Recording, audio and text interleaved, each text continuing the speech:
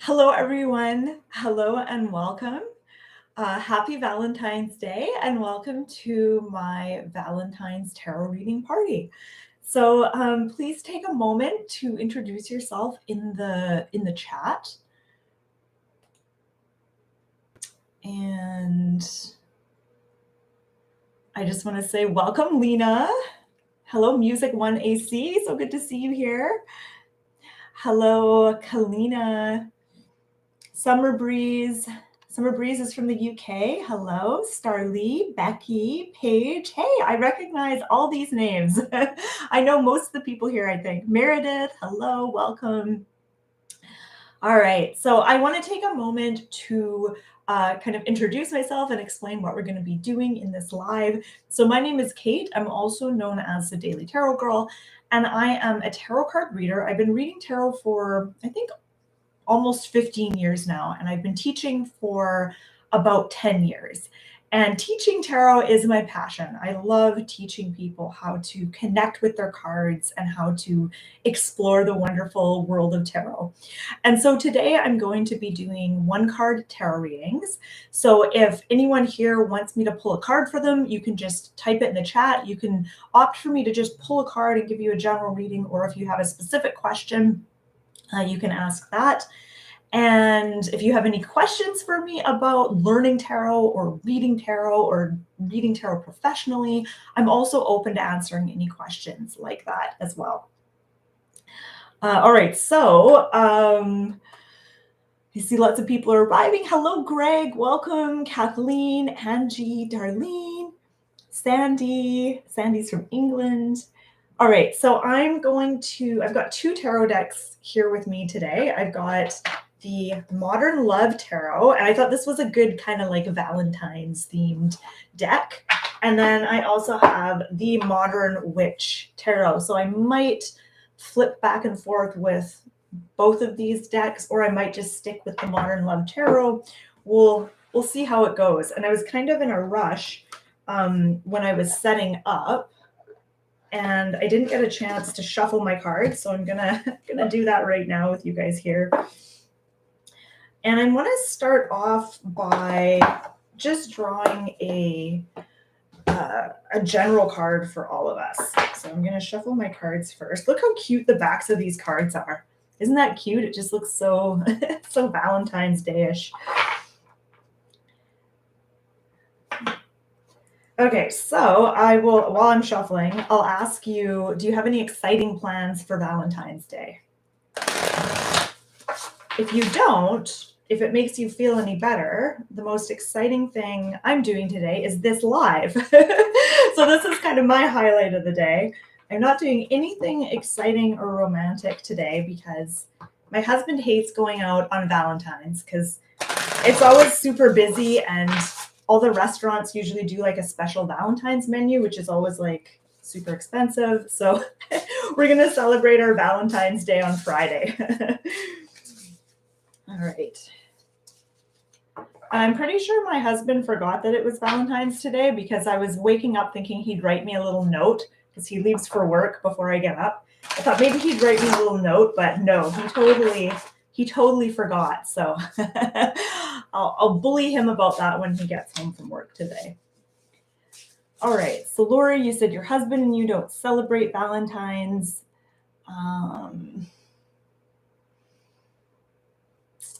Let's see.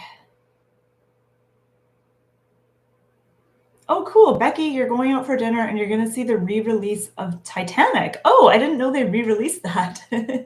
Cool. All right. Okay, so I'm going to start by drawing one card for all of us. So I'm going to ask my Modern Love Tarot deck, what card do we all need to see today? What card will be most helpful for us today?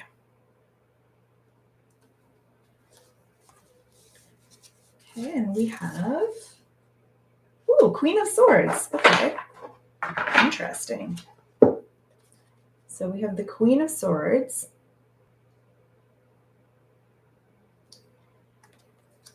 Okay, so Queen of Swords, this is interesting because I'm kind of feeling like the Queen of Swords today. So let me tell you a little bit about the Queen of Swords and some of the messages I think that this card has for us. So the Queen of Swords can be very analytical. She likes to plan ahead. She likes things to be organized. And she's really good at focusing her mind on things and not getting distracted by her emotions, by all the million things that are there to distract us. She's really good at just tuning out those things and just really honing in and getting focused. The Queen of Swords to me seems like the kind of character who really wouldn't care about Valentine's Day at all. She would actually maybe even hate Valentine's Day a little bit.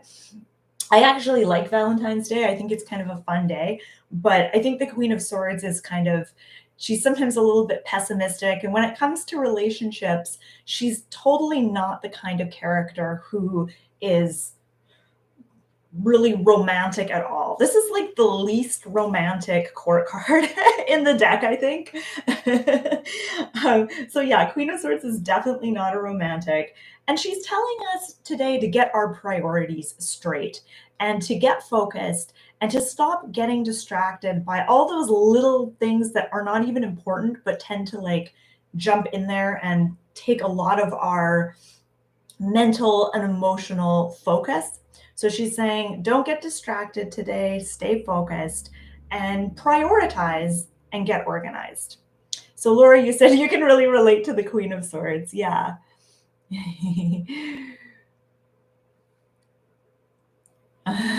So, Music 1AC, you said you're going to be baking in your Valentine's pajamas. Lots of chocolate, no love life, just one bad crush. Laugh out loud. Yeah. All right.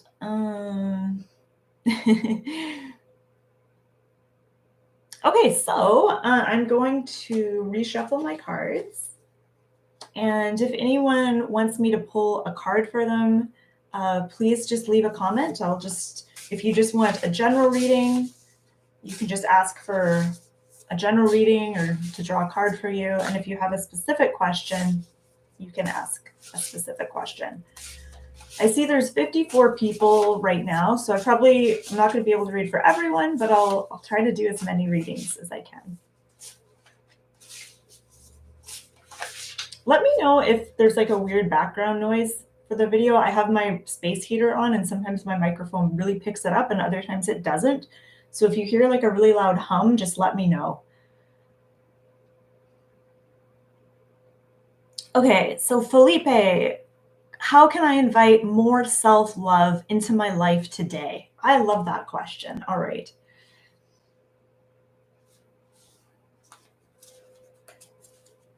So, Nine of Wands. All right. Here we have Nine of Wands. And in this particular deck, there's a couple of kids fighting, and there's a mom that looks like she's like, oh, God, just stop already. Like she looks exhausted. The Nine of Wands is all about boundaries. So this is how you can practice more self-love starting today, is to get better at boundaries. So getting better at saying no to things that you really don't want to do. But also, I mean, there's different ways of thinking of boundaries. So there's the kinds of boundaries that we have with other people in relationships. There's boundaries that you might have with work. And then there's the kinds of boundaries that we have with ourselves. So an example of this would be a boundary that I've recently set for myself is to try to get to bed before midnight, sometime between 11 and 12 p.m. And most of the time I can respect that boundary. Sometimes I don't, but that's kind of an example of how you might set a boundary with yourself. So getting more comfortable with setting boundaries and maintaining boundaries is one way that you can practice more self-love. But there's also a feeling of, and I'll just hold this card up actually while I'm talking about it. There's a feeling of almost, I want to say exhaustion with this card, like feeling just exhausted by life in general, or feeling exhausted by some specific thing that's going on. And so this card asks the question, how can you protect your energy? Like, how can you, I'm trying to think of another way to say that. How can you take care of your own energy so that you can rejuvenate and rest and heal? That's what I get with this. It's like you might need to take some time out and just go into your room, close the door, and lie down and listen to some nice music for, half an hour or something. Like, how can you kind of take a time out and kind of regroup? So that's what I get with this card.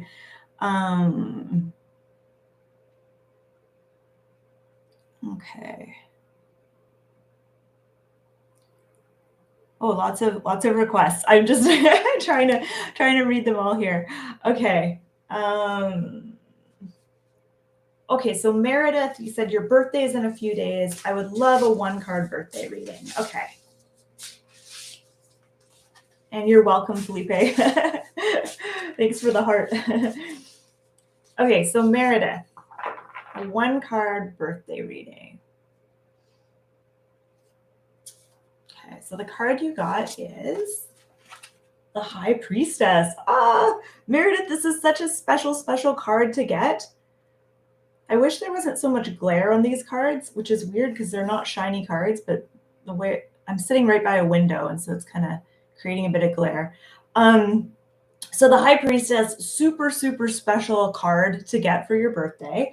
And the High Priestess is a major arcana card, and she's inviting you to explore the more hidden, mysterious, secretive side of life and the hidden, mysterious, secretive parts of yourself.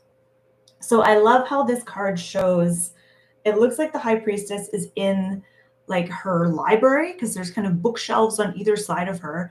But then behind her, and you can't really see it very well on video, but behind her is this glowing yellow light and these curtains. And it's almost like this is like a doorway or a portal into some mysterious like secret realm, and she's like kind of guarding that doorway, but also at the same time saying, are you ready to come through? Like, she also wants to kind of invite you in if you're ready.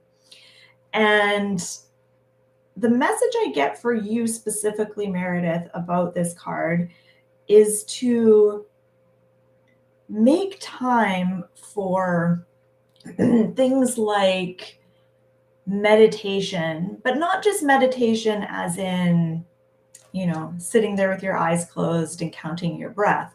This is more about like journeying kind of meditation. So like shamanic journeying, doing maybe a guided meditation, and really getting into a kind of altered state of consciousness where you're really deeply relaxed and you can really let your mind just kind of do its thing. That's what I'm getting with the High Priestess. And also things like not just meditation, but things like exploring tarot and other forms of divination. These are all under the realm of the High Priestess. So this is really inviting you to explore these things. And it's telling you that this birthday that you're going to have, it's almost like a turning point where you may experience more heightened intuition entering this next year that you're entering, or at least a more stronger relationship with your intuitive side. All right, Lori Murphy, card for me, please. Okay.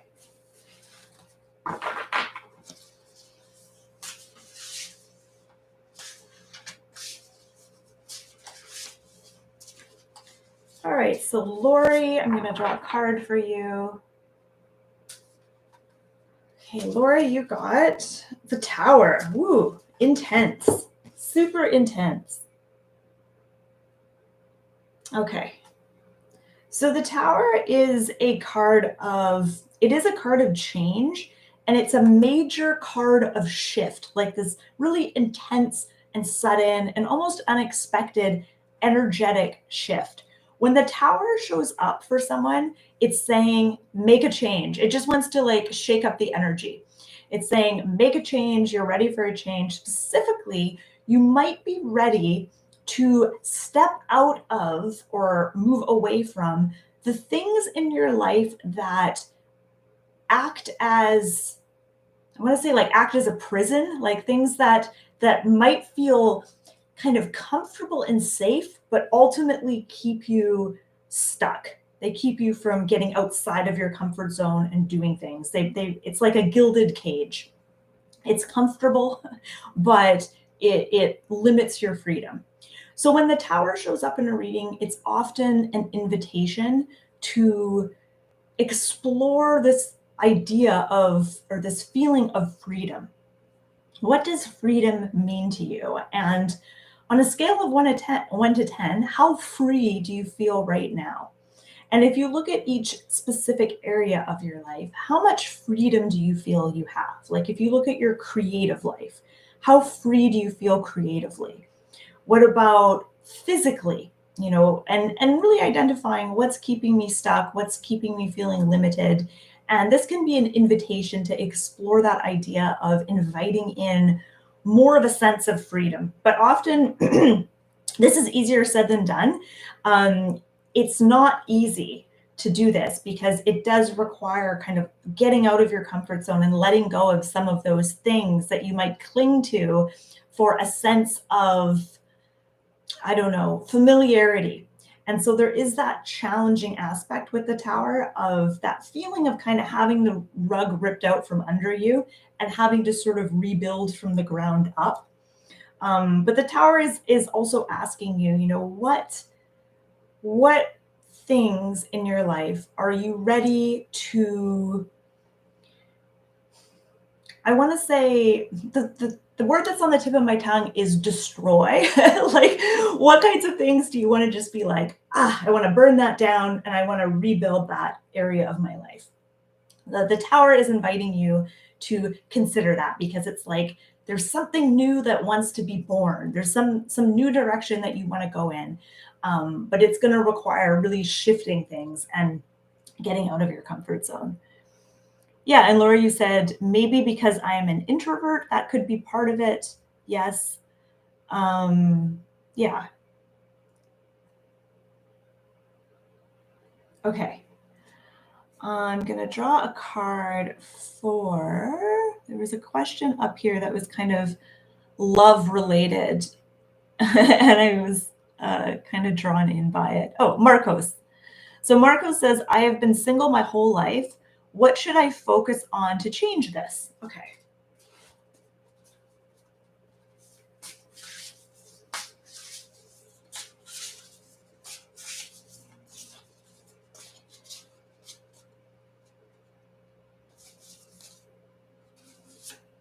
So you got 5 of Cups.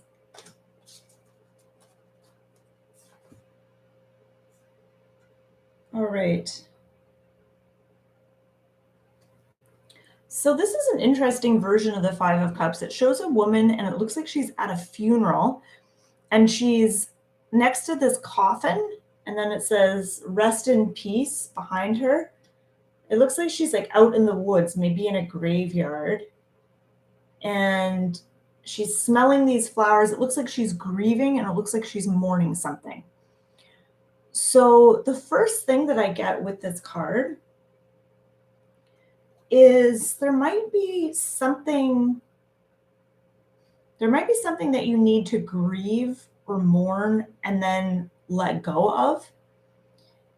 I don't know what that is, but it's like there's a certain kind of, there might be something you just need to allow yourself, it might be something that you didn't allow yourself to grieve in the past, and you just kind of pushed it to the side and were like, can't deal with this right now, and then moved on with your life.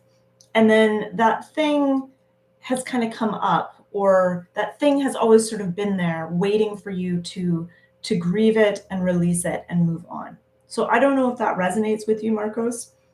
I should say as a caveat, if I say something in this live while I'm reading for people that like just doesn't resonate for you or it doesn't make sense, That's okay. Don't overthink it. Just let it go, and stick with the stuff that does resonate. So I don't know, Marcos, if that resonates or not. Another thing I get with this card is the Five of Cups is about not just focusing on the negative or focusing on what isn't working or didn't work out, but also being able to focus on the positive. So when it comes to relationships, there might be a tendency for you to fixate on like, oh, I've never had a relationship, and really focus on that. And what the Five of Cups is asking you to do is to also focus on the positive. So focusing on what kinds of qualities you have that someone else might really love and appreciate. Focusing on what you're wanting to attract. Focusing on why you want a relationship and what kind of a relationship you would like. And just focusing on the more positive things, not as a way to completely distract yourself from the negative. So it's not saying forget about the stuff that bugs you. Don't think about that. Just think about the good stuff. It's saying you still have to acknowledge the stuff that isn't working. And if there's something that went wrong in the past, being able to acknowledge that and grieve it and let it go, but also not just getting fixated on that, being able to shift your focus on, the more positive stuff, on like what is working, what what sunshiny what sunshiny things can you shift your focus onto. So I hope that made sense, Marcos. Let me know if it didn't.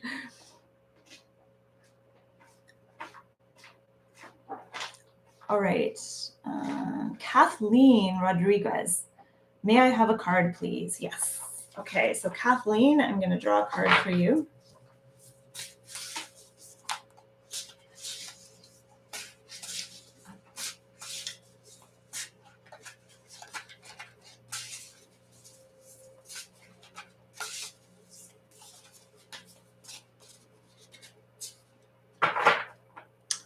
Okay. So Kathleen, the card you got is, oh, cute, Page of Wands. This is a super cute card. Okay. So Kathleen, let me tell you a little bit about the Page of Wands. The Page of Wands is a page. So the pages are the youngest of the court card family. With court cards, we have pages, knights, queens, and kings. And so the pages are like the youthful, young kind of student energy. So the pages are really focused on learning. And the Suit of Wands is all about energy, spiritual energy, creativity, and action. What I get from looking at this card is, first of all, this card feels really playful. And I feel like this card is encouraging you to be more playful and to learn something new, to really dive into being a student of life. And don't be afraid to put yourself in situations or going to certain events that just feel very different and foreign to you, like doing something that you've never done before. Maybe taking a dance class in a form of dance that you've never done before, that you've maybe always been kind of attracted to, but you've never tried it. Or signing up for an art class or a creative writing class or something like that, that's just totally not necessarily out of your comfort zone, but something that you've just never tried before. There's a real feeling of playfulness, almost like childlike playfulness and exploration with this card. I'll show it to you again because it's really cute. So yeah, this card is encouraging you to also pay attention to paying attention to what kinds of things energize you, what gives you energy, what kinds of things inspire you creatively, and how can you better direct your focus and your energy into those projects and things that are inspiring for you and that really kind of feed your creative soul. That's what I'm really getting here, is like you really want to focus on feeding your inner artist, feeding your creative side, whether that's through dance or writing or painting or acting or whatever you're doing. Learning something new and putting yourself in new situations is what's really going to help you do that. Bernadette, you said the woman looks like Wonder Woman on the card. Yeah, she kind of does. All right.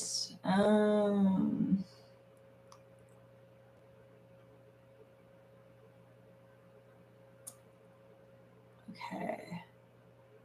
Judy, you say, hi, Kate, could I please have a reading about my love of art and how to improve? Yes. All right.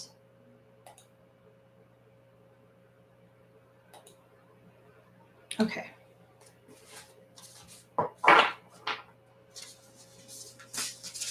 Okay, Judy, so I'm going to draw a card for you. I'm going to ask, what does the tarot have to say to you about your love of art and how you can improve? Okay, we have 3 of Pentacles. All right. So I'm noticing a couple of things here.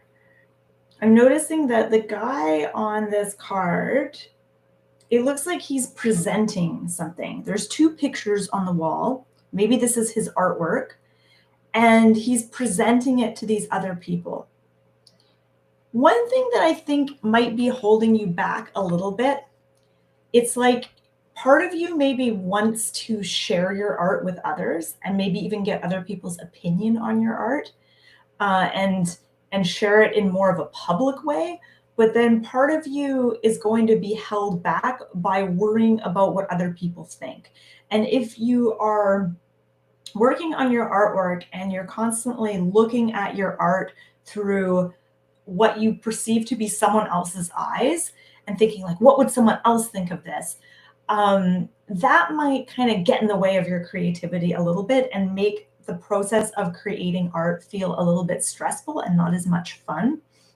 And so there is this interesting kind of balancing out, I think, between wanting to share your art, but also trying not to get overly fixated on what other people think and other people's opinions of your art.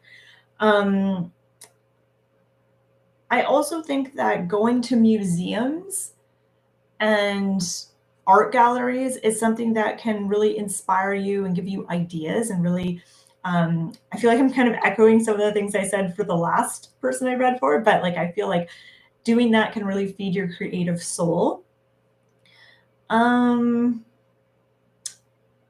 Ooh, 2 more things I'm noticing. Okay, so when I look at the 2 pictures on the wall that he's pointing at, there's one that he's pointing at, which is the 3 stones, like one on top of the other, and then there's a heart here.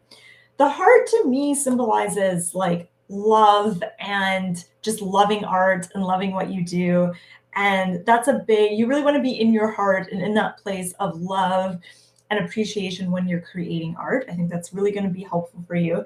But I'm really drawn to the other picture, which is of the 3 stones, the 3 pentacles, one on top of the other. And it feels like I'm trying to work out in my head what that means. It's like, I feel like the first stone is about kind of building a foundation.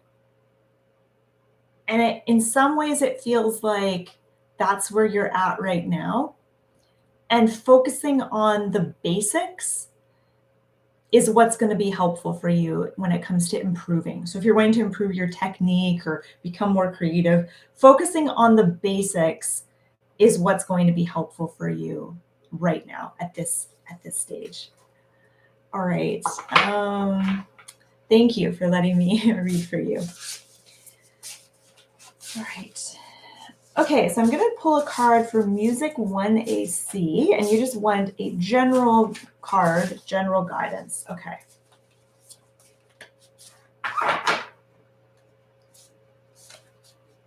Okay, so Music 1AC, you've got 6 of Wands.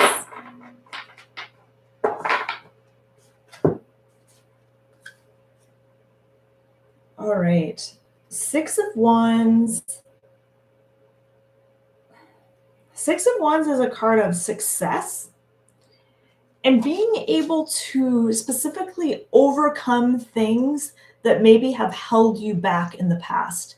Being able to overcome those things and succeed and move forward despite setbacks. So not getting discouraged by setbacks, kind of just expecting setbacks. Setbacks will happen, blocks and challenges will be thrown in your way naturally. Like that's just part of life. So it's not about avoiding setbacks. It's about being able to move forward despite those setbacks and not taking setbacks personally. I think sometimes when we're trying to do something and we're unable to for various reasons, sometimes we go inward and we blame ourselves and we think, oh, how can I be a better person? How can I do this better? And what I get with the 6 of Wands is don't take your setbacks personally.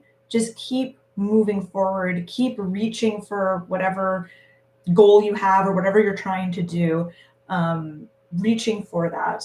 I'm going to show you the card again. I feel like there's something else on here that I'm missing.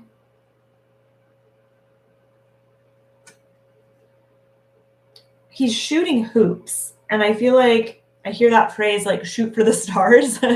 When you're shooting a hoop, it's like you're trying to get the ball in the hoop, and it kind of just, I feel like it's sort of a metaphor for like having a goal and going for something and taking action on something. And the cards seem to be really encouraging you to keep going despite any kind of setbacks. Okay.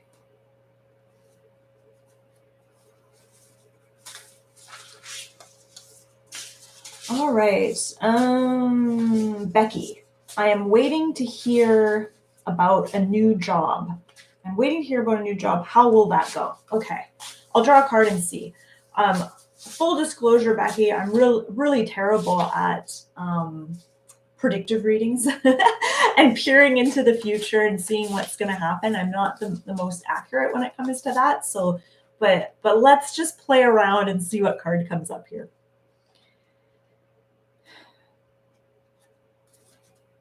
Okay, so 6 of Swords. This is interesting. 6 of Swords could kind of go either way. So my first impression with the 6 of Swords could be that, okay, I'm going to say it could be that you get this job because the 6 of Swords is a card of transition and moving forward. And it will often come up if you're switching jobs or you're moving to a different place or you're changing, relationships or something like that. Like this is a card of transition and shift and change where you're moving from one side to another side or one point A to point B. And it shows a woman in a boat. She's riding into the sunset and she has her little backpack behind her in the boat. And yeah, I feel like this could symbolize you getting the job and making that transition. It could also, I said it could go either way because it could also symbolize not getting the job and then moving forward and doing something else. But I feel just my intuition kind of tuning into the card, I feel like the message is leaning more towards you getting this job and this being kind of a ticket sort of to a different stage in your life, if that makes sense. So keep me posted, Becky. Let me know if you end up getting that job.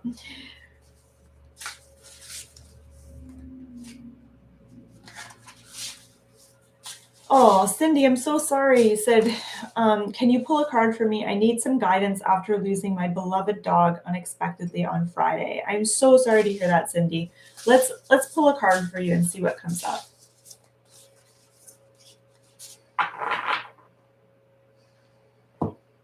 Okay, so the card you got here is, oh, Page of Wands. Okay, so this is the second time we've seen this card. All right, so Page of Wands. Oh, and my question is, was this your only dog or do you have two dogs? And the reason I ask that is because I see there's two horses or unicorns kind of in this card. Or maybe you had another dog that passed like a year ago or a couple years before that. Okay, so you only have one dog. All right. Okay, so the message of the Page of Wands. The Page of Wands,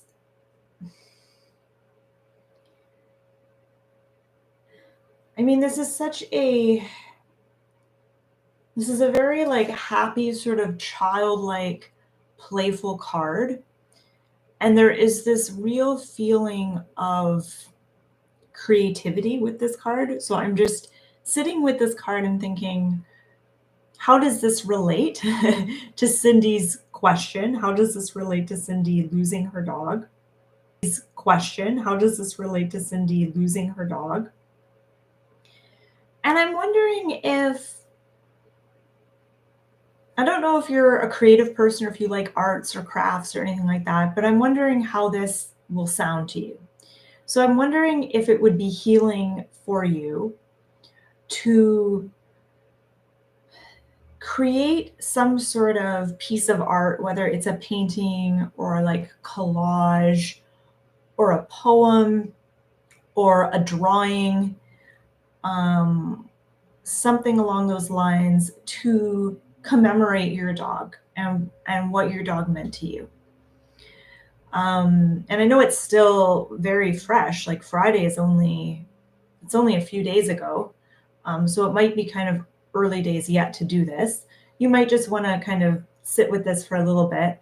But doing something that feels playful and feels creative to honor your dog and the role that your dog had for you. Like what I'm picturing is, and I'll just see if you commented. Yeah, so I don't know if you like doing artsy stuff or not. Oh, and you said recently loss of another dog 3 years before this one. Okay. So I'll finish my train of thought and then I'll come back to that. So what I'm picturing you doing is like creating some kind of like a painting or a sketch of your dog and having some like written words around it, something that you can, or maybe even incorporating like a photo of your dog and then making some kind of collage, something that you can have, on your work desk or in your living room where you can see that will kind of make you think of your dog, but also kind of lift your spirits a bit. Now, the reason I asked if you lost another dog is because of these two funny little unicorn horsey things in this card. And it kind of made me think of your dog being with another dog on the other side. Like once your dog passed, kind of being greeted by another dog. So I'm wondering if if you had these two dogs at the same time, did they know each other? Were they best buddies? Did they get along? Because it does feel like, just from this card, it makes me think of your dog being with this other dog on the other side. And it feels really good. It feels like they're having fun together. Like this is such a happy kind of playful card. And you said your dog's name was Honey and it was a spirited husky. Oh, I love huskies. Yeah. Okay, so I hope that makes sense. I hope that resonated, Cindy. Oh, the two dogs were not together. Honey came after Jack. Okay, but your husky before her, Kayla, may be greeting her. Yeah, it feels like she's not alone on the other side. Okay.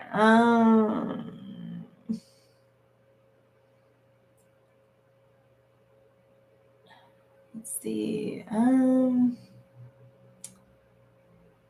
Okay, I'm gonna do a reading for. Okay, Taj, you said you have a question about your music career. If you want to be more specific, I'll draw a card for you.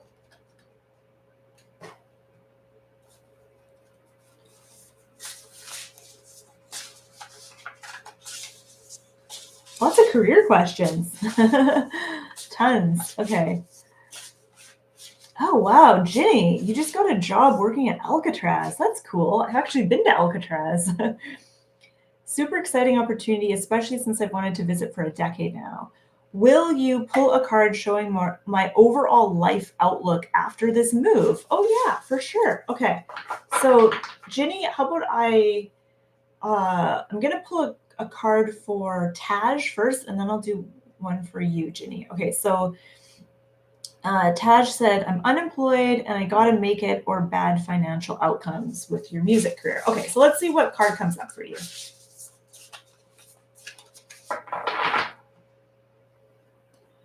Okay, so Taj, you got 6 of Cups. Now, 6 of Cups, there's a bunch of things I want to talk about on this card. But the first thing I want to do is I want to interpret this card with the traditional meaning of the 6 of Cups. So the 6 of Cups is a card of relationships, friendships, and being helped by others in your life. So it feels like in this situation, there's others that want to help you, either friends or family, maybe old friends that you've had for a long time, even like spirit guides and those on the spirit plane that are helping us and guiding us.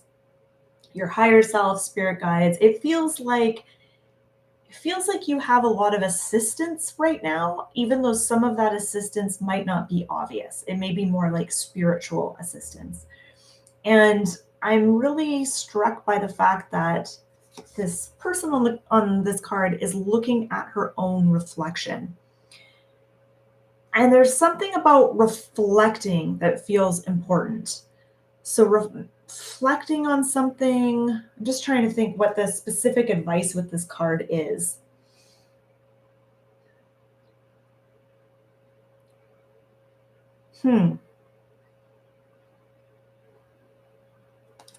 I feel like this card is saying, it's inviting you to reflect on your life overall up to this point, particularly reflecting on relationships and friendships, particularly positive memories, and maybe even reconnecting with old friends, reaching out to people you haven't talked to in a while.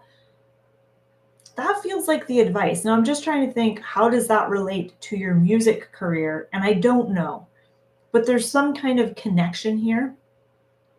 I wish I could give you more like clear-cut specific advice on what to focus on, but it feels like this is a place to start. So I don't know if that's helpful or not, Tash, but this is what I'm getting. This is what feels like the most important piece of info to come through for you at this moment. So thank you, Taj. And Ginny, I'm going to pull a card for you. So let me just scroll up and see what your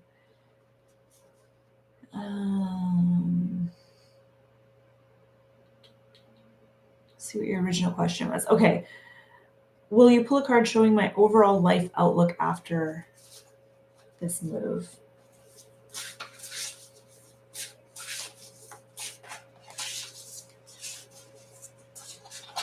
Okay, Ginny. So the card I got for you is the Hanged Man.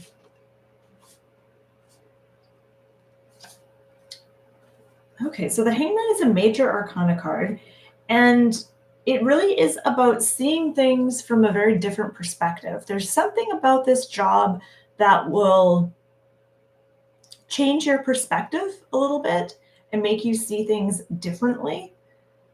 And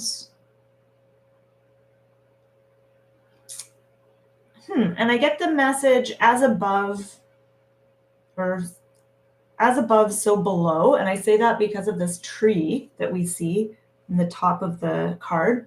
And that tree has like roots and then branches, and it kind of just looks the same, whether it's above or below. I'm not sure if that resonates or what that means exactly. So the Hanged Man is also about maybe letting go of certain preconceived ideas or notions or even expectations and being willing to look at things from a different perspective. The Hangman, I feel like once you get this job, there's going to be parts you like about it, but you may also feel there may be some things that you didn't expect. And not necessarily bad things, but there may be moments where you feel challenged or kind of stuck or limited. And the hangman is always an invitation to journey inward. It's a very, I think of the hangman as a very spiritual card.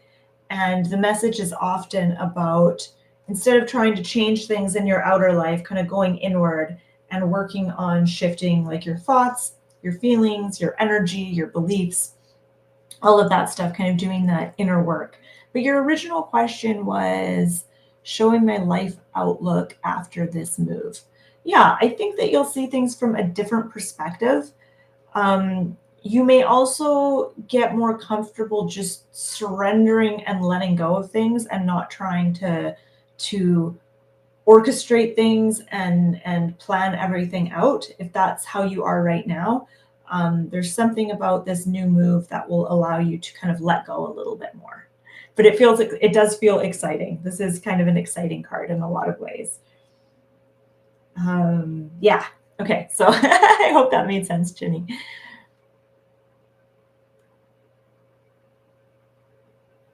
Oh, Steve, you said I would love to know what my 3 months in Italy hold for me. Okay, I like that question.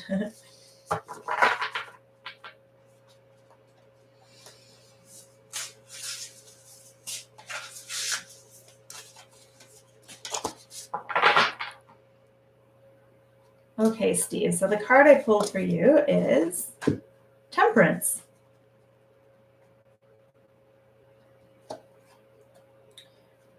So Temperance is a card of balance and healing. I feel like Italy, your time in Italy has a potential to be very healing and almost nourishing and a way for you to, in some weird way, kind of get balanced. Temperance is all about walking the middle path and avoiding any extremes. And so the message I get here for your time in Italy is that this time may allow you to balance your life in ways that you didn't think were possible or ways that you hadn't considered. So being able to create more balance and definitely healing as well. And I love the fact that there's cooking happening on here. So I feel like, I don't know if cooking is something you enjoy, but maybe taking some cooking classes while you're in Italy, or at the very least, doing a lot of eating will be good. Okay, so I'm going to switch decks now. I'm going to switch over to the Modern Witch Tarot.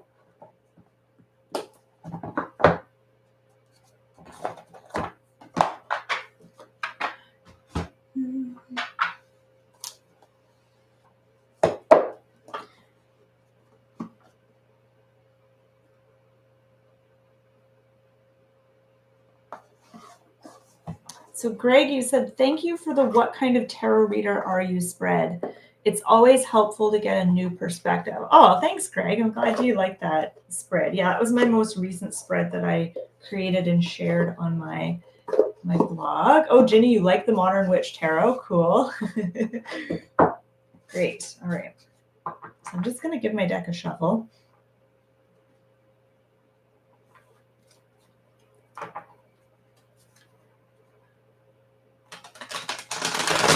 So I'm going to draw a card for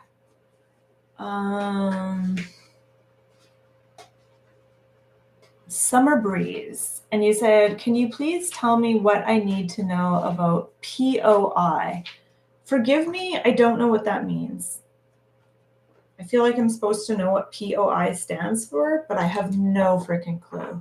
So if you want to tell me what you mean by POI, that would be great.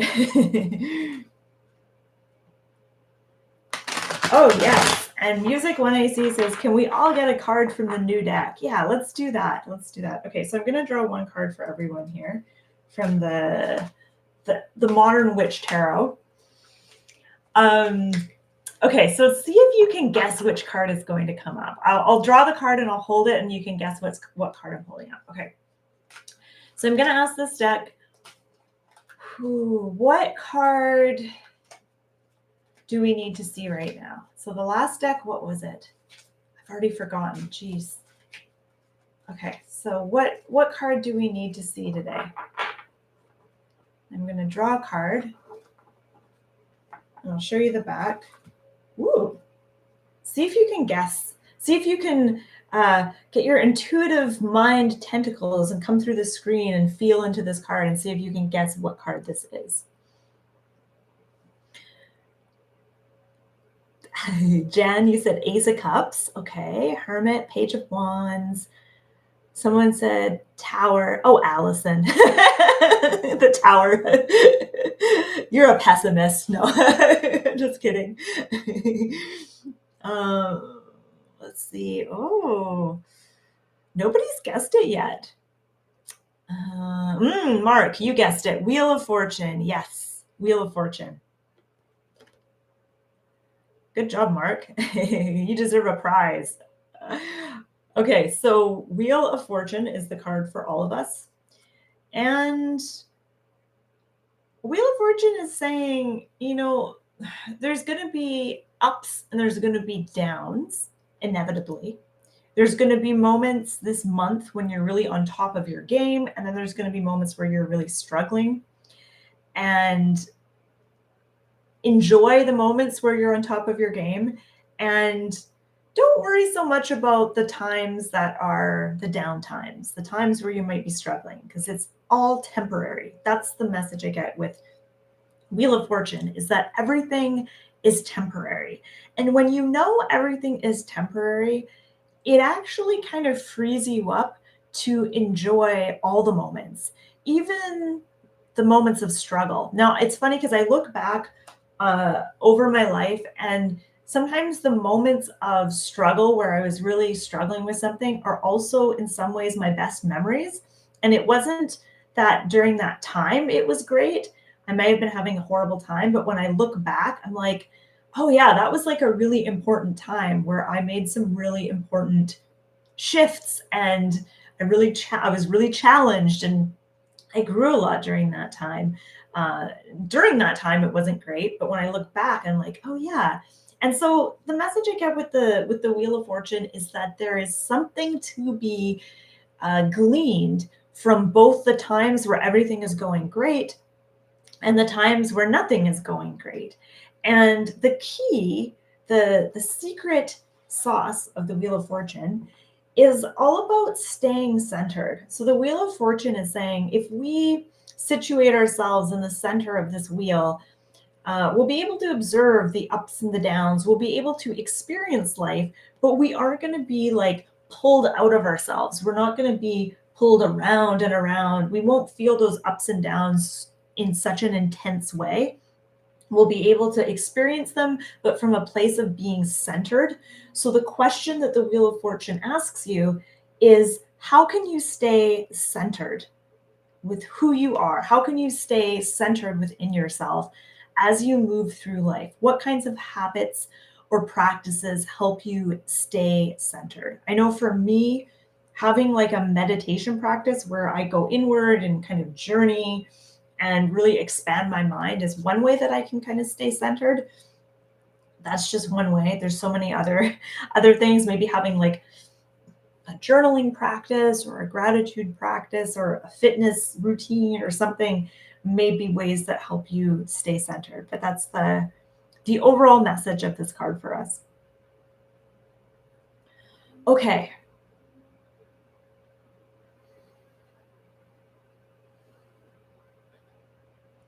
So if anyone has a question or want me to draw you a card, let me know. And I'm also open to answering any questions about learning tarot, giving readings, doing professional tarot reading. I'm open to any questions like that as well.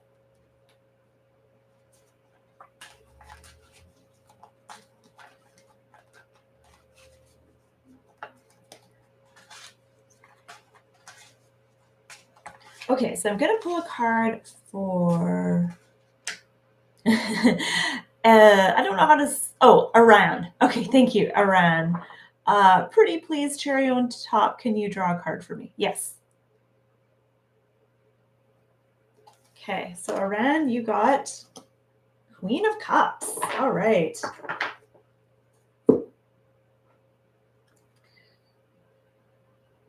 So Queen of Cups,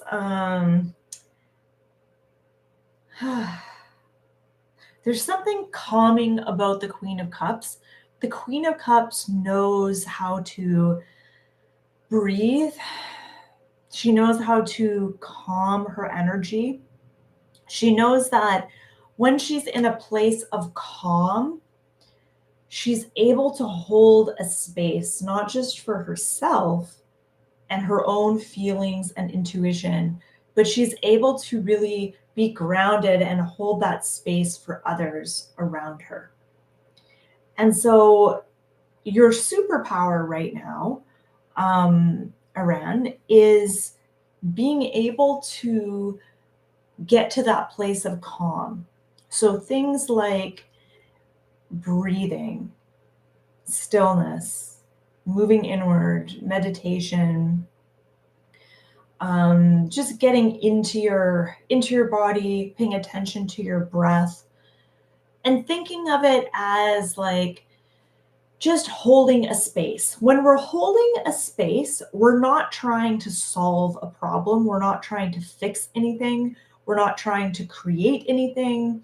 We aren't trying to figure anything out or make anything happen. This isn't really about taking action. It's saying, what would happen if you just stopped for a moment, took a few breaths, and held a space for yourself? What will come through? What wants to come through?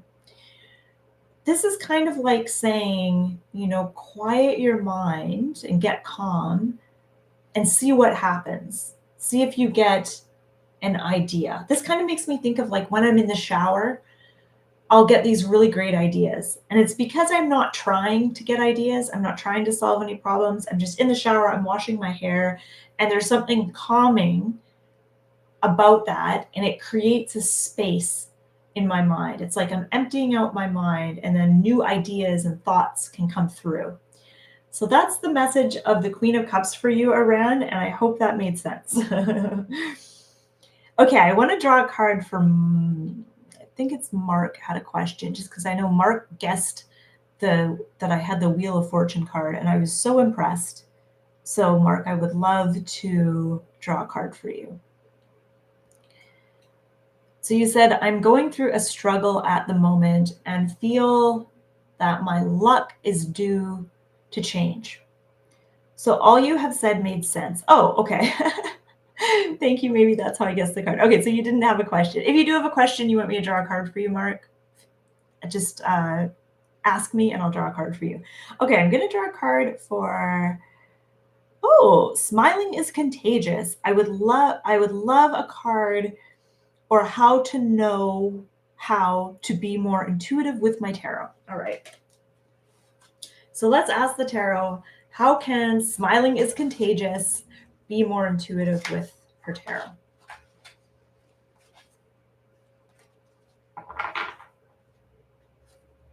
Okay, so the card you got is the Fool.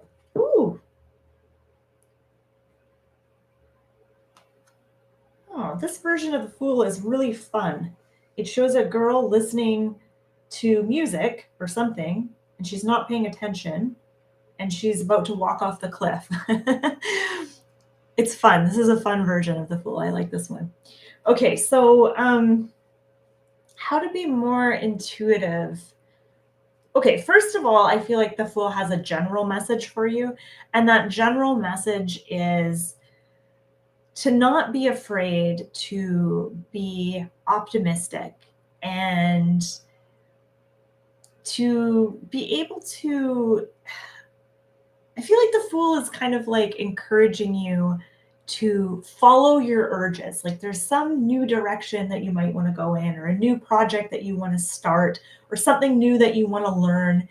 And the Fool is saying, just go for it. Like, trust that you will find your way, even if you don't know how to get there. Be optimistic and really trust that you will figure things out. That's the overall message of the Fool. But for your specific question, it was, how can I be more intuitive with my tarot? Be more playful with your tarot. Be more playful. And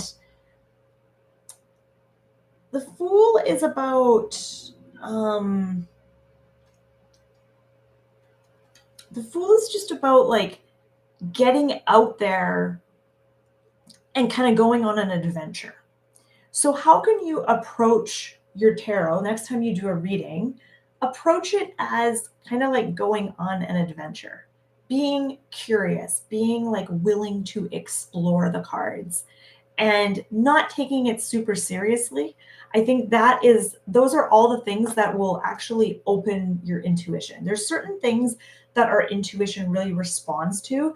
And so when it comes to reading the cards intuitively, what we actually want to do is create a space that will help our intuitive side feel really comfortable. So our intuition is very playful and childlike, and it wants to come out to play. But if we feel uptight and judgy and we have an agenda with the reading and we have all kinds of expectations for the reading, our intuition may be a little bit hesitant to really come out fully. So the Fool is about creating that environment for your intuition to come through. And what I'm saying actually applies to everyone here who wants to read intuitively.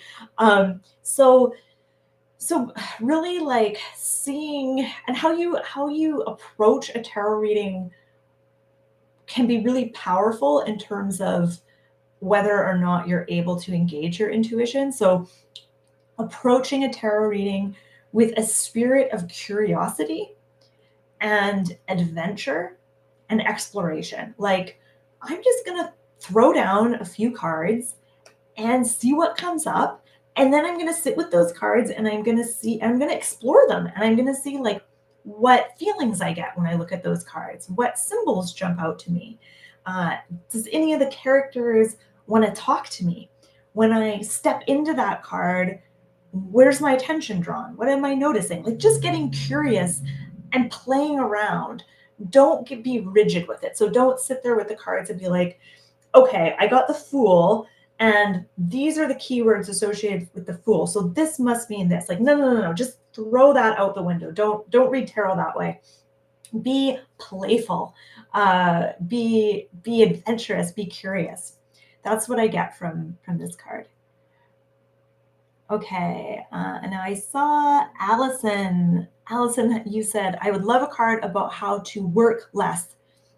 I'm always working, and right now I'm tired. Okay, Allison, I'm going to reshuffle my cards and see what comes up for you.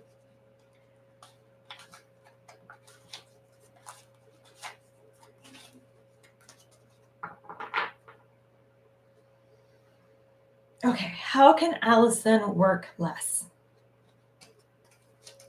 The card I got here is Five of Pentacles. I feel like this is kind of showing where you're at right now. So Five of Pentacles is a card of feeling like you're sort of struggling. And this can often be a money card. So Five of Pentacles, it feels like you're struggling to make money. You feel kind of out in the cold. You feel like there's some secret to figuring this all out and getting on easy street. You're just not sure how to get there. You know it's possible, but you're like, how do I do it? Okay, so that's what the Five of Pentacles is saying. And I feel like I'm just going to sit with this card for a minute because I feel like this card is more sort of just showing sort of where you're at and what you're struggling with, as opposed to telling you how to actually work less. So I'm going to draw a second card for you because I feel like, yes, thank you. Five of Pentacles is telling me where you're at, but how do you get to where you want to go? And the card you got here is, interesting. Okay. King of Swords. And at first glance, it looked like the King of Swords had a bunch of blood at the base of the throne. I was just like, what is happening here? I don't know if that's what it is or not. No, it's just the ground, I think. Okay. But this is an interesting thing, is when you first turn over a card, paying attention to what you first notice. So when I first turned this over, I was like, oh my God, there's blood all on this card. So I feel like that means something. So I'll go into that in a minute, but let's just talk about the King of Swords, because the King of Swords holds the key as to how you can work less. And the King of Swords is all about strategy, planning ahead, getting organized. King of Swords is very good at focusing on things and figuring out where he needs to put his energy and time and attention and what not to focus on, because it can be hard, right? When you have a lot of stuff you need to do and think about. I find myself sometimes falling into the trap of spending a lot of time doing little things. And then when it comes to something big and important, I'm like, oh, I've used up all my time and energy on all these little dumb things that probably aren't super important. And now there's this super important thing that I don't have the energy for. So the King of Swords is really good at identifying, okay, what's important, what can be done later, or what doesn't need to be focused on so intensely. And the King of Swords is telling you that organization is your friend here. Planning ahead, having some kind of long-term plan or strategy is important. And what I see with this card is that initially, when you sit down to plan ahead and think of a strategy and get organized, you may feel discouraged, but keep going, like keep doing it, keep planning, keep organizing things. And the more you organize and plan, it doesn't mean things are going to go according to plan, but the more you have a long-term strategy, the more you get organized, as you go through things will start to fall into place. Not right away, but they're going to start to fall into place. Okay, now I want to talk about the blood that I see on this card, because that's super weird and intense. If you've ever heard of the phrase, you need to break a few eggs to make an omelet, it makes me think of that phrase. This king, she's holding this sword, and I think of her like cutting cords, cutting things loose, cutting things away. It's almost kind of violent the way I'm picturing it. And it's like you have to be ruthless here in figuring out what's important, what needs to be done, what doesn't need to be done, what do you need to really let go of, what do you need to focus on. There is a certain kind of ruthlessness to it.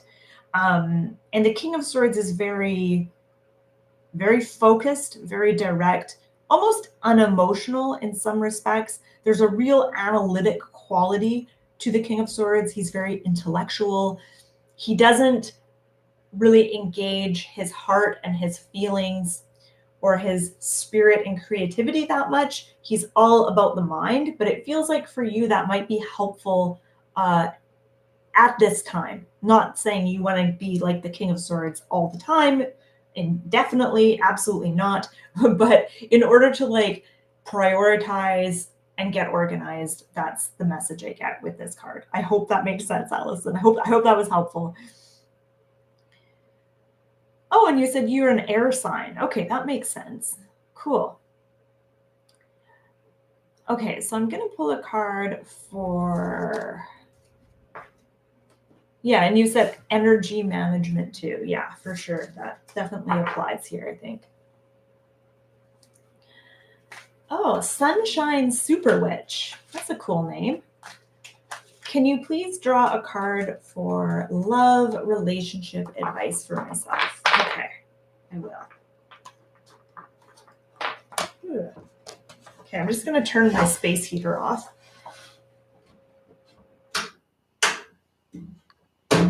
Hopefully it wasn't making too much background noise. Okay, so I'm going to pull a card for Sunshine Super Witch, love relationship advice. Okay.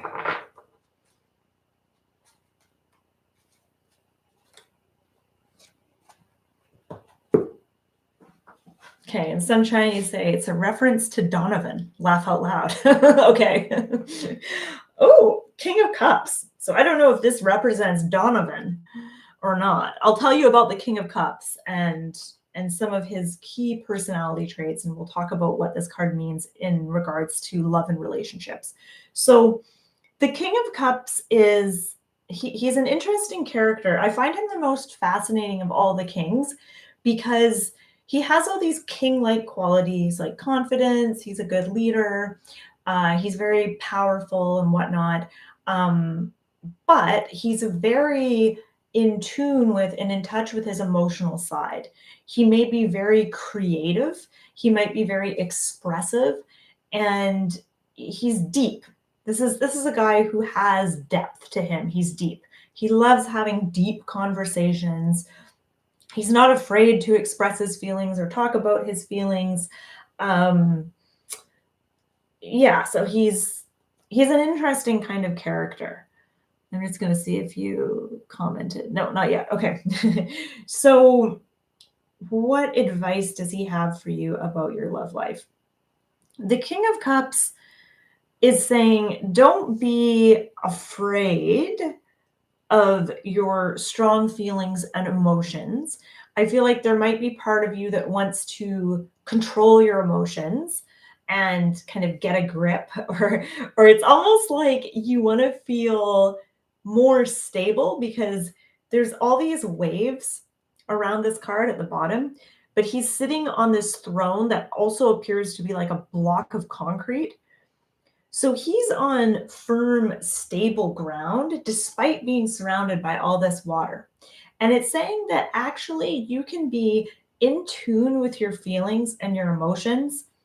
You can hold a space for those strong feelings and emotions and stay grounded and stable. So I think sometimes we think that our strong feelings and emotions and relationships will unground us. And if we don't repress them or don't put a lid on it, that they can overtake us and make us powerless and like kind of take away our power. The King of Cups is saying, no, you can actually gain a sense of strength and power from listening to your emotions and from tuning into them and holding a space for them. So Sunshine, you said, so true. I definitely want to control my emotions. Okay. So the King of Cups is inviting you to start a different kind of relationship with your emotions. And when it comes to your relationship, and I'm not sure if this is someone you're in a relationship with or want to be in a relationship with, but when it comes to your relationship, it's going to be helpful for you to give yourself the time and space to sit with your feelings and your emotions. And it can be helpful to do something like, I find journaling and writing to be a helpful way to process emotions. You might not like that. You might find some other way is more helpful. But sitting with your emotions and allowing them to be there without judging them or trying to change them or pushing them away, acting like your feelings and your emotions have have messages. So being able to invite those feelings and talk to them and hear the message. What do those feelings, what are they trying to tell you? And it doesn't mean you have to do what, yeah, I'm not saying that you should listen to your feelings and do whatever your feelings want you to do, but just acknowledging your feelings as opposed to like shutting them down. And I think that when you hold a space for those feelings and allow them to be there, it's going to allow you to then approach your relationship with less emotional intensity. So once you're able to give yourself that gift of hearing your emotions and sitting with them and feeling them, it will allow you to then be in a relationship with someone and not be super emotional or dramatic or needy. It will allow you to be more calm and in control. if you're able to give yourself that space to sit with and to explore your own emotions, if that makes sense. Okay. Mercedes, you said, are you still doing questions? I sure am. Yeah, and if anyone has like a question about learning tarot or giving readings, feel free to ask. It's always nice for me to kind of have a break from reading and answer an easy question. Oh, and Sunshine, you said that he sounds exactly like your partner. Oh, that's cool. Okay. I'm just gonna scroll up and read some of these questions here. Oh, happy Valentine's Day, Laurel.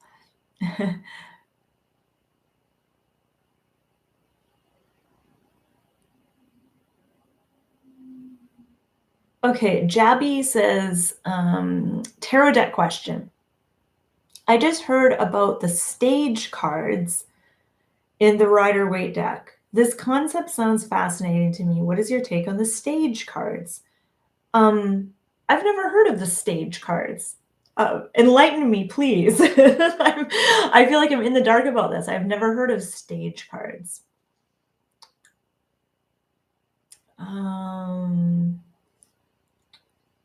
What does the bottom card mean in a reading?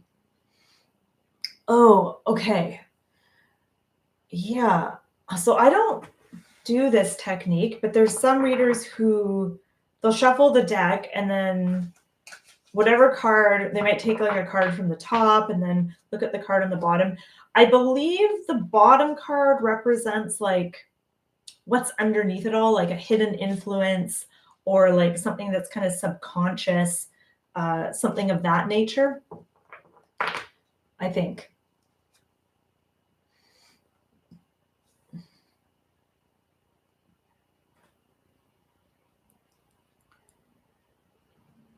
Okay, I'm going to pull a card for Mark.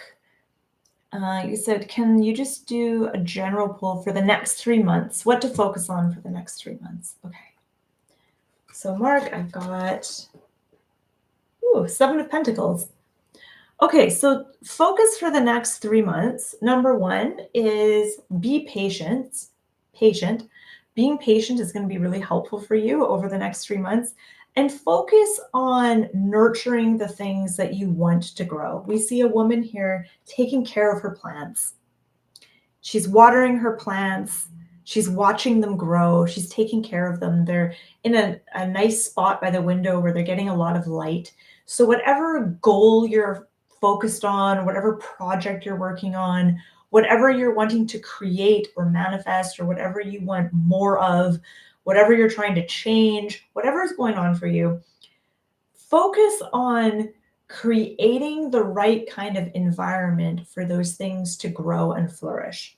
How can you provide nurturing and care towards those things? This is a different kind of way to approach things rather than like taking action, getting focused, writing down your goals, going after it. Like that's a different approach. This is more of a holistic kind of approach. Like how can you create the right kind of environment for the things that you want to happen?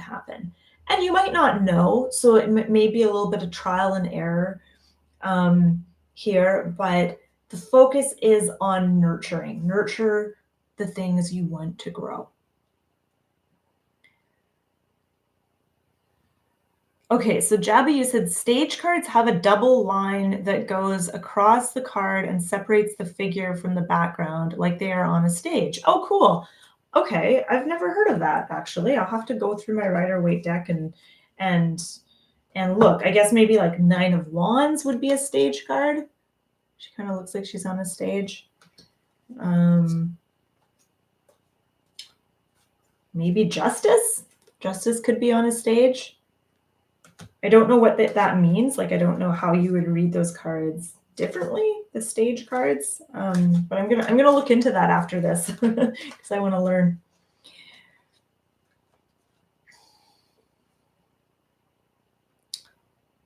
Okay.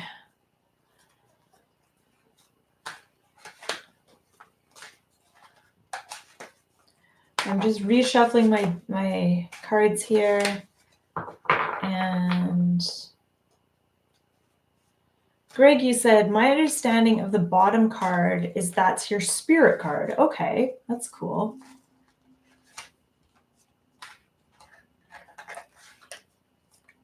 Okay, Gloria said, can I get a relationship reading? All right, I'm going to pull a card for your relationship, Gloria. And I got 9 of Swords. All right. So the 9 of Swords, it's a swords card, so it has to do with your mind. And the 9 of Swords is what happens when we kind of overthink things. And this can happen when, you're lying in bed, you're trying to fall asleep, and you have kind of a stressful thought about something. Or in the context, I'll give an example of like how this might show up in a relationship. So maybe you don't have a lot to do. You're kind of your mind doesn't have anything to fixate on. So you're just kind of thinking, and you have this kind of negative thought about your partner. Like you're like, that really pissed me off when he said such and such yesterday. And it could just be like a little thought. You don't really feel that mad about it, but you just kind of think about it. But then you start to really think about it. And you're like, and come to think of it, that's not the first time he said that. 2 weeks before that, he did this other thing that really made me mad. And then you start going through in your head and you start kind of thinking, or you start building a case against your partner. And you're like, and then he did this. And then you're like, you kind of get in a froth.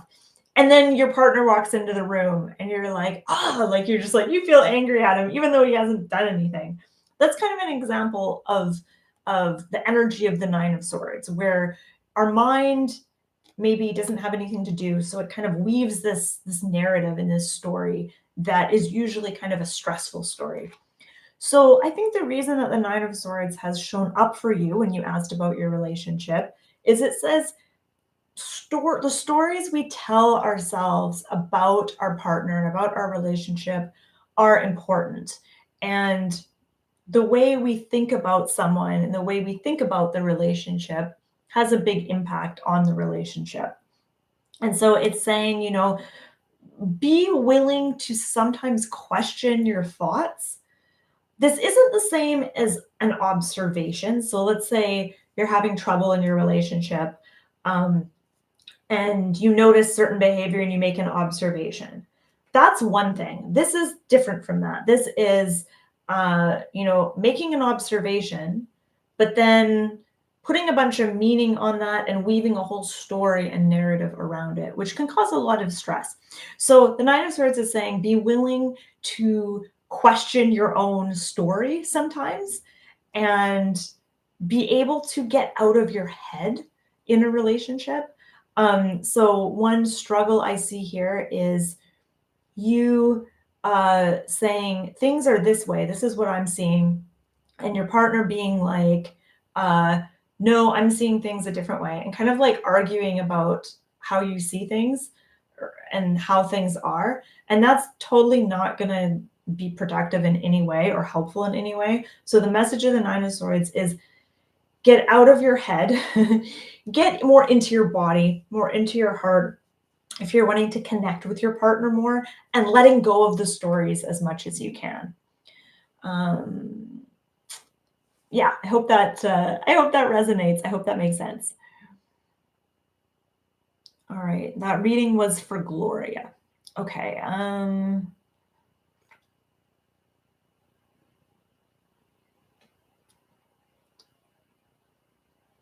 Rosemarie says, I'd like to know how long did it take you to learn to read cards before being capable of reading for people? So it took me a while, and I started reading for other people before I was ready. So I think I started reading for people right away, but it was just like practicing. So I had a couple friends who were learning tarot as well. And so right away, like I hardly knew any of the card meanings. And right away, we were getting together and giving each other readings before we knew anything really about tarot, which was a lot of fun. And I do highly recommend kind of getting into it that way. Like practicing with other people who are learning, that can be very freeing because you aren't, you're both learning, you both know that there's no real expectations, you can be gentle with each other. So I kind of recommend doing that. But how long did it take before I was like good at reading for people or confident reading for others? It took a while. Like I want to say it took me a few years even of like doing practice readings, studying the cards, reading for myself before I felt confident. So I would say somewhat confident reading for others. And then it wasn't until I'd read for other people for a number of years that I truly felt capable and confident. So experience and practice are what really helped me get there. But it was a non-linear process. Like it took a long time um, to get to the point where I felt capable of doing a decent reading. So if you're wanting to read for others, just be very patient with yourself, I think. And I can't I can't overstate how important practice is, like doing practice readings with people and just getting that kind of experience.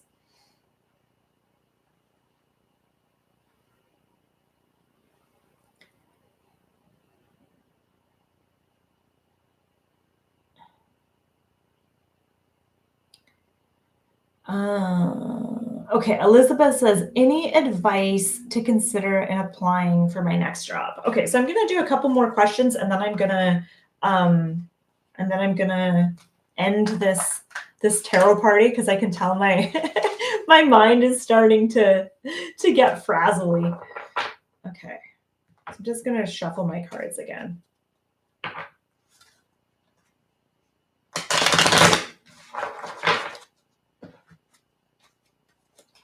Okay, so Elizabeth says, any advice to consider in applying for my next job? Okay, Elizabeth, you got, 10 of Cups. Okay. So,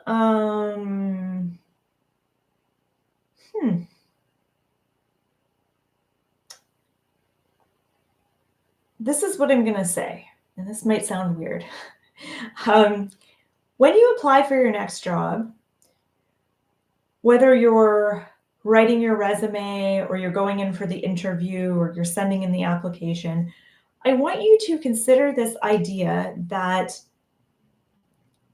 you have a lot to offer. Like I remember when this one time when I was searching for a job and I was kind of approaching all these jobs and going to interviews thinking, I have to convince these people or this person that they want to hire me. But I almost felt like I was trying to trick them into hiring me. Like, I hope I can get through the interview and I hope they hire me. And then I was reading this book on resume writing and going in for interviews. And one of the tips was to really see yourself as an asset and to go in with this attitude like this company or wherever you're applying for a job, these people would be so lucky to have me because I'm good at this. And that doesn't mean like walking in with an ego and like walking in like you're too good for the job. I'm not talking about that, but like presenting yourself like, yeah, these people will be lucky to have me working for their business or their company or whatever. And that's what I'm getting with the 10 of Cups. The 10 of Cups represents dreams coming true, and it's just a warm, fuzzy card. And I think really recognizing your own talents, your gifts, your abilities, your assets, and being able to believe in those things and highlight those things and present them when you go in for an interview or when you're sending in your resume, I think that's going to be helpful for you. So I hope that makes sense, Elizabeth. Okay, so I'm gonna do one more card. Let's see here.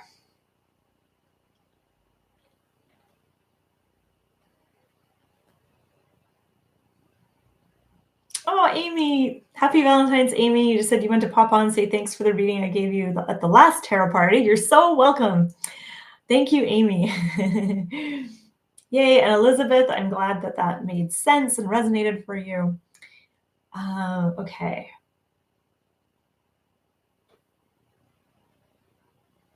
Yeah, so Bernadette, you said, I read for a few people and I don't feel very confident, but the feedback I got, they said I was bang on. I think that's why it's important to practice and get feedback. And oftentimes we'll do a reading, and for us, it feels like we don't feel confident. It doesn't feel good. It feels like we're kind of grasping at straws or struggling through the reading. And then when you get feedback and the person was like, oh, that really made sense, this was really good, it allows you to have a little more trust and faith in your own ability as a reader. And so I think that's why practicing and getting feedback is really helpful. And of course, sometimes you won't get good feedback. You'll practice and someone will say, you know, that reading didn't make any sense, or I didn't like it, or whatever, and you can learn from that as well. But I think it's really nice when you get that good feedback, especially if you didn't feel confident when you were doing the reading. Okay, so one more card. Oh, Mark, you said, do I ever fear any of the cards? No. When I was new to tarot, I definitely was afraid of like the Tower and Death and those cards. But having studied tarot for so long, I've really come to connect to all the cards. And yeah, there's really no cards that I fear. Of course, I have my favorite cards. I have certain cards that I want to see and that I get happy about seeing, but I wouldn't say I have any cards where I'm like, oh no, not that card.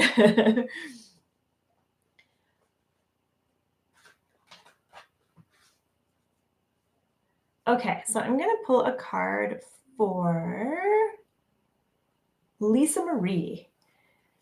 Lisa, happy Valentine's to you too. Any advice from Spirit for me about my life path? All right.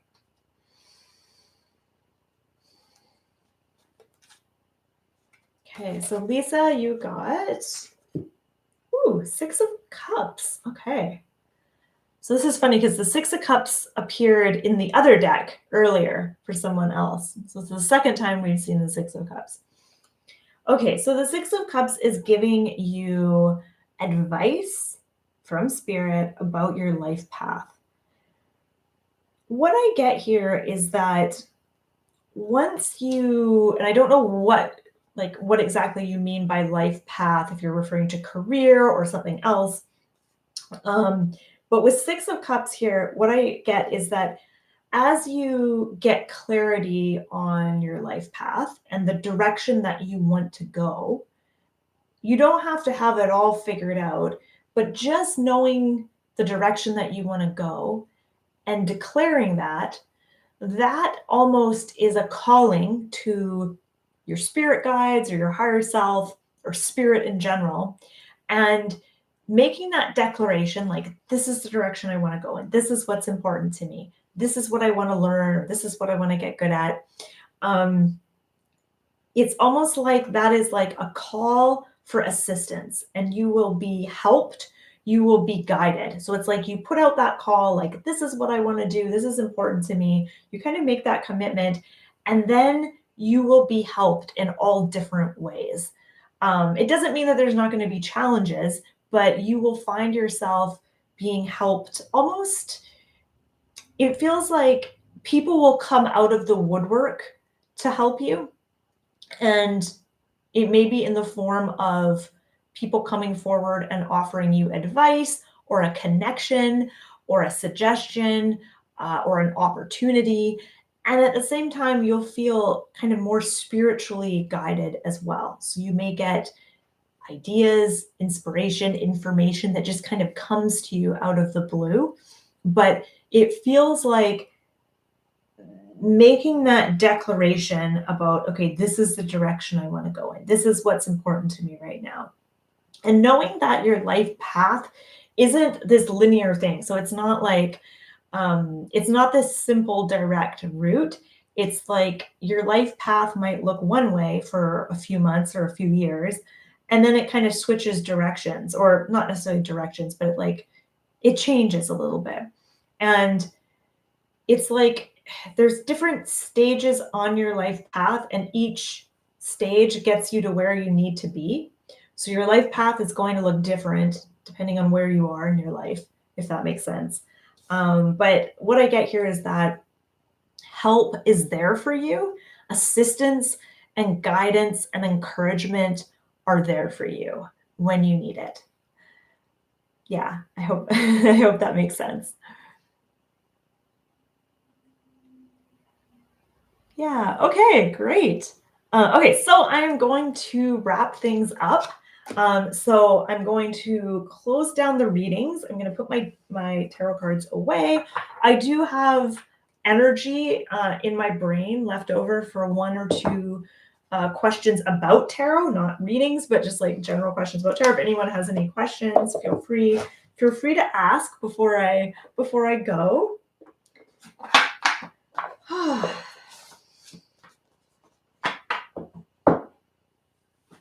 And I just want to say thank you so much for everyone for coming and asking your questions. And I'm so sorry I couldn't read for everyone here. So thank you for those of you who came and shared your questions. I want to read for everyone, but I'm just one person and I can't read for everyone. But thank you everyone for being here and hanging out with me. This was a super special Valentine's Day, so thank you. Okay, I'm just going to read some of the comments here. Um, Missy Bear says, what are the pros and cons of working for a psychic chat line? Any thoughts? I've never worked for a psychic chat line or a psychic phone line myself. I've known people who have, so I've heard different people's perspectives and experiences on it. I would say the main plus, the pro would be that you get practice doing readings for people. And if it's a busy chat line, then you'll be doing lots of different readings for people. So in that sense, I guess it's good. I've heard a lot of cons too, like a lot of the I mean, I'm sure they're all a little bit different depending on what company you work for. But I think the goal is to keep the person on the phone as long as possible so that usually they charge per minute. And I know I've heard from some readers that they felt ethically, they just felt uncomfortable doing that. And so that's what they didn't like about it. So yeah, that's something to consider. Oh, Felipe, you said if you were creating your own deck, what would be the general vibe of it? Okay, so the general vibe, if I was to create my own deck, I would want a deck that was like fun, but also a little bit naughty, like lots of like sexy witches and like maybe like zombie cats and like just kind of like quirky and weird, but like kind of sexy, but kind of like fun. It wouldn't be a super serious deck. It'd be like hand drawn, but kind of almost kind of comic booky, kind of funny, kind of quirky, kind of bizarre, definitely bizarre. Um, yeah, that's the kind of deck I would. Something weird, like definitely like um I don't know if I want to say this out loud. Maybe I won't. But just, some quirky, weird kinds of drawings. So something that would be really fun. That's the kind of deck I would create. um, Lisa, you said I'd love to see that deck. Yeah. Yeah, a Kate and Veronica tarot deck for sure. Um, okay. Have you ever? Oh, wait. What was your first deck? Okay, so the first deck I ordered was the Secret Tarot, which is a low Scarabeo deck, and it's a very weird tarot deck. It's not a good first deck, but that was the first deck I got, and I got these cards, and I'm like, I have no idea how to learn these or read these. And so then I went online and I did some research, and I ended up ordering a mini version of the classic Rider-Waite deck. And I got a set that was like the Rider-Waite deck and the Thoth Tarot, and then a book on how to read these two decks. And so I kind of learned by using those three decks, Rider-Waite, Thoth, and then the Secret Tarot. The only deck that was really appropriate for an absolute beginner was the Rider-Waite one, but I still learned a lot from working with the other decks as well.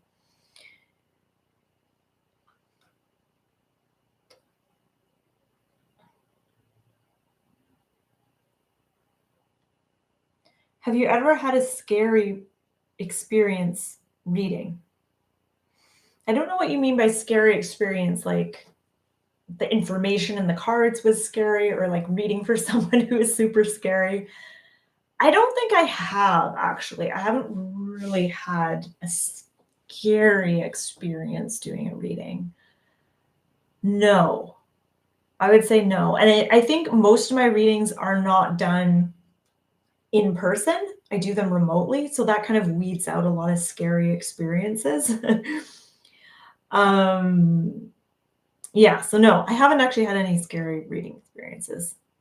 I wish I did, then I could tell a really exciting story about it, but I don't.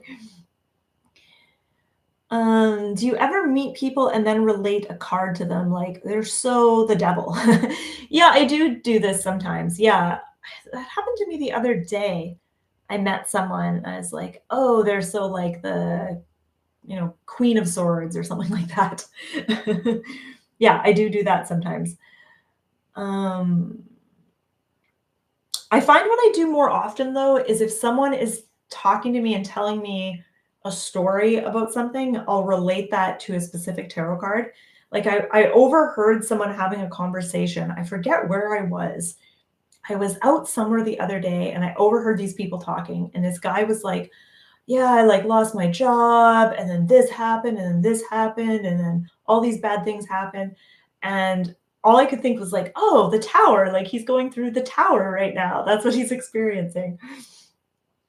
When is your evil twin Veronica coming back? Okay, so for those who don't know, Veronica is my alter ego. She's my evil twin, it's just a character that I created, and I did, like, blog posts and readings, that were, like, Veronica doing them, and everyone always asks me, like, "When's Veronica coming back?" And I keep getting these ideas for blog posts and things, and I'm jotting them down. I keep it all in a notebook, and I keep getting ideas. I'm like, "I really need to get back to that because that was really fun." So, I wanna get back to writing through the eyes of Veronica. So, hopefully she'll come back soon. I don't know if I wanna do, like, a regular blog post series again, though, but, hopefully she's gonna come back really soon.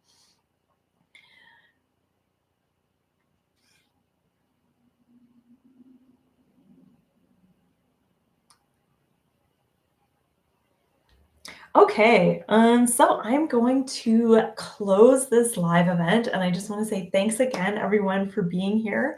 And it was wonderful hanging out with you today and making Valentine's Day extra special. So I hope wherever you are in the world that you have a wonderful rest of your day or rest of your evening.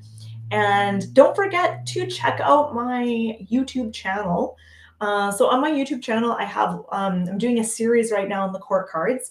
I haven't posted in a while, but I'm going to be posting the next video pretty soon. So right now I'm doing a series where I'm diving into each court card. So yeah, check out my YouTube channel. There's lots of videos on there helping you learn tarot and understand tarot. And you can also check out my website, dailytarotgirl.com. I'm actually going to put the link to my website in the chat. On my website, dailytarotgirl.com,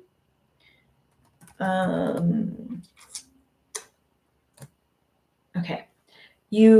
If you go to my website, there's lots of fun tarot learning resources. I've got lots of tarot spreads. I've got a tarot blog. There's lots of videos.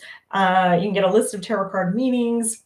There's all kinds of freebies and fun stuff to check out, if that's your thing, if you want to learn how to read tarot.